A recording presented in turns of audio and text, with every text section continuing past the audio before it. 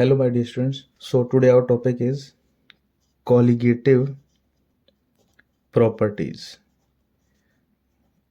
Colligative properties. So, colligative properties हमारे पास क्या होती हैं? The properties which depends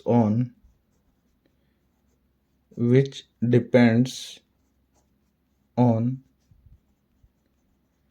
number of moles of solute and not on the nature of solute. यानी जो properties हमारी number of moles of solute पर depend करती हैं और नेचर ऑफ सॉल्यूट पर डिपेंड नहीं करती, उनको हम क्या बोलते हैं? Colligative properties. हम इनको और तरीके से भी डिफाइन कर सकते हैं। हमारे पास the properties which depends on amount of solute are called colligative properties.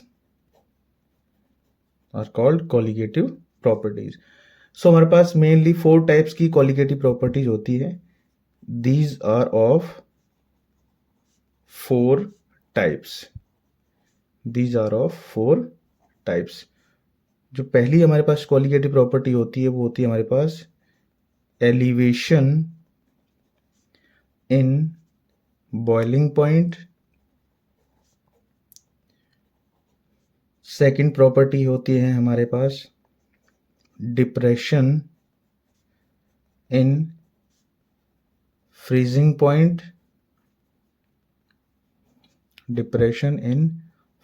Point. Third property होती है हमारे पास relative lowering in vapour pressure. और जो फोर्थ प्रॉपर्टी होती है हमारे पास वो होती है osmosis and osmotic pressure.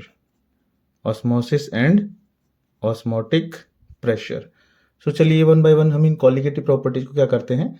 Explain करते हैं. सो पहली प्रॉपर्टी हमारे पास होती है बेटा एलिवेशन इन बॉइलिंग पॉइंट. सो इस प्रॉपर्टी के अकॉर्डिंग हमारे पास क्या होता है बेटा, जब भी किसी नॉन वोलेटाइल सॉल्यूट को वोलेटाइल सॉल्वेंट में मिक्स करते हैं तो यहाँ पर जो सॉल्यूशन होता है उसका जो बॉइलिंग पॉइंट है वो क्या हो जाता है? इंक्रीज हो जाता है. सो हम लिखेंगे इसको व्हेन नॉन वोलेटाइल, जो कि वेपराइज ना होता हो, when non volatile solute is added to volatile solvent, then boiling point of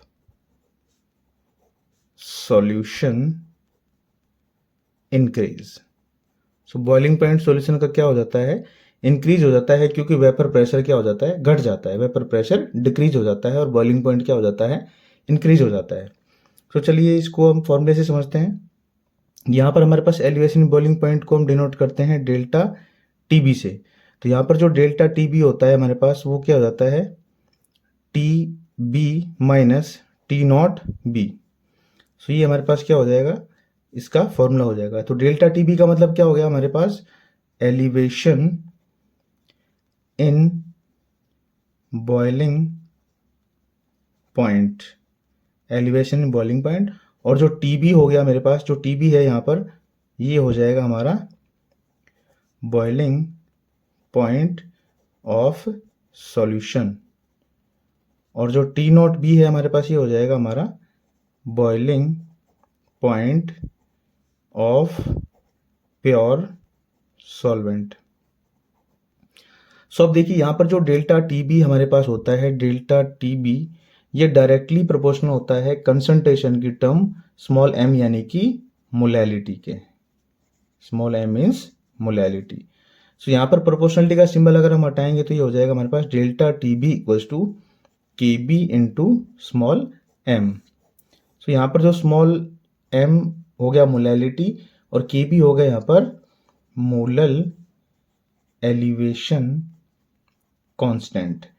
क्या हो जाएगा ये यहाँ पर मोलल एलिवेशन कांस्टेंट, जिसका एक और नाम है यहाँ पर, इसको भी हम बोल सकते हैं इब्लूस्कोपिक कांस्टेंट, इसको हम बोल सकते हैं। तो इसका डिफाइन भी कई बार बोर्ड में पूछ लेते हैं कि आप केबी को डिफाइन कीजिए। तो केबी किस तरीके से डिफाइन होगा हमारे पास, केबी को हम क्या कहते हैं बेटा, molal elevation constant. Molal elevation constant. So आप देखिए यहां पर आ जाएगा it is the elevation in boiling point, elevation in boiling point when molality of solution is taken as unity। Unity का मतलब होगा यहाँ पर 1, यानी कि जो डेल्टा टी बी है वो क्या हो जाएगा के बी इंटू स्मॉल एम। अगर मोलैलिटी 1 हो जाए तो के बी किसके इक्वल हो जाएगा, डेल्टा टी बी के, जो कि हमारा क्या होता है, हमारा एलिवेशन इन बॉइलिंग पॉइंट। तो एलिवेशन इन बॉइलिंग पॉइंट हो जाएगा के बी कब, जब मोलैलिटी क्या हो जाएगी 1 हो जाएगी। तो हम इस फॉर्मूले को और भी ओपन कर सकते हैं। तो हमारे पास क्या हो जाता है delta T B equals to K B into, अब मोलैलिटी क्या होता है मेरे पास, गिवन मास ऑफ सॉल्यूट, जिसको अभी हम डिनोट कर रहे हैं W2 से, upon molar mass of solute. Molar mass को हम डिनोट कर रहे हैं इसको M2 से, और यहाँ पर नीचे क्या आ जाता है मोलैलिटी में, वेट ऑफ सॉल्वेंट। अगर ग्राम में दिया हुआ है तो इसको 1000 से डिवाइड करेंगे, जो कि कहाँ चला जाएगा, ऊपर चला जाएगा। तो वेट ऑफ सॉल्वेंट को मैं डिनोट कर रहा हूँ W1 से। सो चलिए इसको एक क्वेश्चन से समझते हैं। क्वेश्चन है हमारे पास, the boiling point of benzene is 353.23 Kelvin when 1.80 gram of a non-volatile solute was dissolved in 90 gram of benzene. The boiling point is raised to 354.11 Kelvin. Calculate the molar mass of solute. Kb for benzene is 2.53 Kelvin kilogram पर मोल। जहाँ पर जो quantities हमें दे रखी है उनसे हम पहले इनको सॉल्व करेंगे। तो बॉइलिंग पॉइंट ऑफ बेंजीन हमें कितना दिया हुआ है 353.23, यानी कि ये हमारे पास क्या हो जाएगा T not be, pure solvent का बॉइलिंग पॉइंट 353.23 केल्विन। जो सॉल्यूट है मेरे पास उसका अमाउंट कितना दिया हुआ है 1.80 ग्राम, और 90 ग्राम बेंजीन में इसको डिसॉल्व किया जा रहा है। सो बेंजीन का जो अमाउंट है वो कितना दिया हुआ है आपको 90 gram. Then boiling point is raise to, यानी कि बॉइलिंग पॉइंट जो बढ़कर कितना हो जाता है 354.11 केल्विन, यानी ये जो बॉइलिंग पॉइंट होगा ये किसका होगा, ये हो जाएगा हमारा सॉल्यूशन का। तो हमारे पास इतनी चीज़ें हमें दे रखी हैं और के बी हमें दे रखा है 2.53 केल्विन किलोग्राम पर मोल। सो फॉर्मूले में हम इस चीज़ को पुट कर देंगे यहाँ पर। अब सबसे पहले हम क्या फाइंड करेंगे इसमें, डेल्टा टी बी, जो कि हमारा फॉर्मूला होता है T B minus T not B. So delta T B यहाँ पर क्या हो जाएगा, टी बी हमारे पास कितना है 354.11 माइनस टी नॉट बी कितना दिया हुआ है 353.23, इसको माइनस करेंगे तो आ जाएगा हमारे पास 0.88 केल्विन। अब इसको फॉर्मूले में पुट कर देंगे यहाँ पर, delta T B is equal to जो हमारा फॉर्मूला होता है के B into W2 upon M2, नीचे आ जाएगा W1 और ऊपर क्या आ जाएगा हमारा 1000। W2 का मतलब क्या होता है हमारे पास, गिवन मास ऑफ सॉल्यूट, और M2 हमारे पास क्या हो जाएगा मोलर मास ऑफ सॉल्यूट, और W1 क्या हो जाएगा हमारे पास, weight of solvent in kilogram. अगर ग्राम में दिया हुआ है यहाँ पर, तो ग्राम में दिया हुआ तो इसको क्या कर देंगे, ऊपर हम 1000 से मल्टीप्लाई कर देंगे यहाँ पर। अब इसको सॉल्व करेंगे यहाँ पर, delta T B is equal to, K B हमारे पास कितना दिया हुआ है यहाँ पर देखो 2.53, और W2 कितना दिया हुआ हमारे पास 1.8 इंटू 1000 अपॉन M2 हमारे पास molar mass of solute.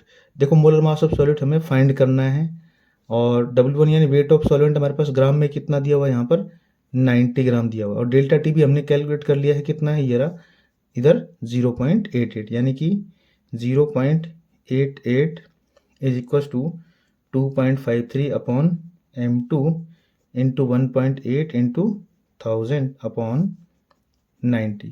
So M2 इधर ले जाएंगे तो M2 is equal to 2.53 into 1.8 into 1000 upon 0.88 into 90। तो इन वैल्यूज़ का क्या हम कर लेंगे, पॉइंट हटाएंगे इन सब का, तो 253 इंटू 18 इंटू 1000 अपॉन 88 इंटू 90। तो इसका पॉइंट हटाएंगे तो ऊपर 100 हो जाएगा, इसका पॉइंट हटाएंगे तो नीचे 100 आ जाएगा, और 1.8 का पॉइंट हटाएंगे तो यहाँ पर 10 आ जाएगा।